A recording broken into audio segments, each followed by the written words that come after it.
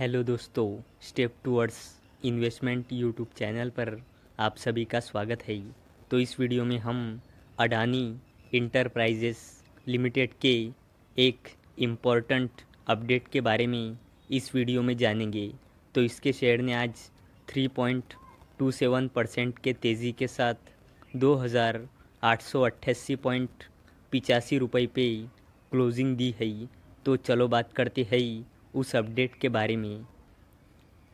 तो अडानी ग्रुप की flagship company Adani enterprises limited चालू कारोबारी साल यानी करंट फाइनेंशियल ईयर 2024-2025 के लिए बड़ी योजना पर काम कर रही है।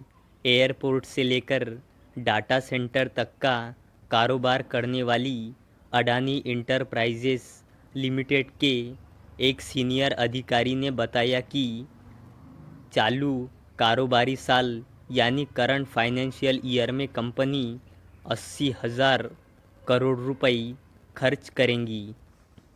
अडानी इंटरप्राइजेस लिमिटेड के एक सीनियर अधिकारी ने बताया कि चालू कारोबारी साल यानी करंट फाइनेंशियल ईयर के लिए तय हिस्से का अधिकतर खर्च न्यू एनर्जी कारोबार और एयरपोर्ट्स कारोबार पर होगा।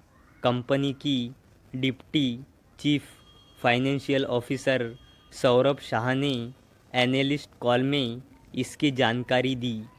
तो डिप्टी सीएफओ सौरभ शाह ने कहा, फाइनेंशियल ईयर 2025 में हम करीब 80,000 करोड़ रुपए के कैपेक्स पर काम कर रहे हैं। इसका बड़ा हिस्सा अनिल यानी अडानी न्यू इंडस्ट्रियल लिमिटेड और एयरपोर्ट्स कारोबार पर खर्च होगा, जो कि लगभग 50,000 करोड़ रुपए हो सकता है। अनिल का मतलब अडानी न्यू इंडस्ट्रीज़ लिमिटेड से है, जो सूरज की रोशनी की इलेक्ट्रिसिटी में कन्वर्ट करने वाले सोलर मॉड्यूल बनाती है और ग्रीन हाइड्रोजन के कारोबार में भी है। सौरभ शाह ने कहा कि इन दोनों कारोबार के अलावा तीसरा बड़ा खर्च सड़क पर होगा। गंगा एक्सप्रेसवे के लिए 12,000 करोड़ रुपए का कैपेक्स यानी कैपिटल एक्सपेंडिचर निर्धारित है। बाकी रकम दूसरे कारोबार पर खर्च होगा। कंपनी पीवीसी प्रोजेक्ट की योजना पर भी काम कर रही है।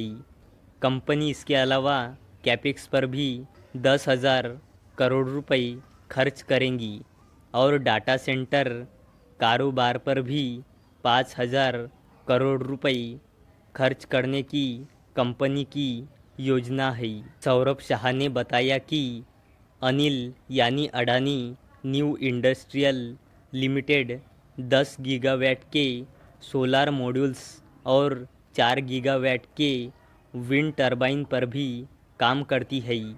इसके अगले कारोबारी साल में कंपनी ग्रीन हाइड्रोजन कारोबार पर खर्च करेंगी। कंपनी ने सोलार सेल्स और मॉड्यूल्स में इस्तेमाल होने वाले वेफर और इनगोट्स के प्रोडक्शन का काम गुजरात स्थित फैक्ट्री में शुरू कर दिया है। कंपनी 2027-28 तक पॉलीसिलिकॉन बनाने पर फोकस कर रही है। अडानी ग्रुप ने 2030 तक 45 गीगावाट के रिन्यूएबल पावर बनाने का लक्ष्य रखा है। इसका 2/3 हिस्सा गुजरात के ख्वादा रिन्यूएबल एनर्जी पार्क में प्रोडक्शन हो रहा है। फिलहाल पॉलीसिलिकॉन का आयात किया जाता है। इसका इस्तेमाल इनगोट्स में होता है, जिसे पता शीट में तब्दील किया जाता है। इसे ही वेफर्स कहते हैं और इसका इस्तेमाल सोलार पावर सेल्स बनाने में इस्तेमाल होता है। अडानी ग्रुप अगर पॉलीसिलिकॉन की मैन्युफैक्चरिंग भारत में शुरू करता है तो इससे चीन पर भारत की निर्भरता कम होगी। तो दोस्तों, अगर आपको ये वीडियो इन्फॉर्मेटिव लगी हो तो इस वीडियो को लाइक करें और चैनल को सब्सक्राइब करें।